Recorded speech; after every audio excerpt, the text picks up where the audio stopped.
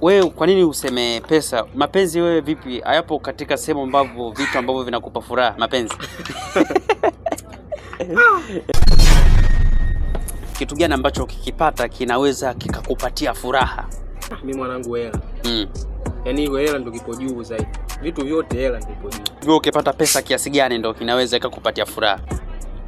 Milioni 50 mwanangu. Nikipata milioni 50 ile mwanangu hakika naenda kuifanya uwekezaji. Yeah. Yaani ile hela mimi sitachukua tu, nachukua kile kiasi na enjoy maisha nini. Naenda nafanya uwekezaji milioni 50 naizalisha na kuwa kubwa. Kaka, mimi nataka nikuulize kitu kingine pia.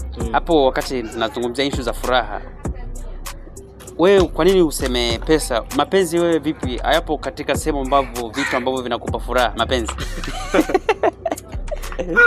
Mwanangu.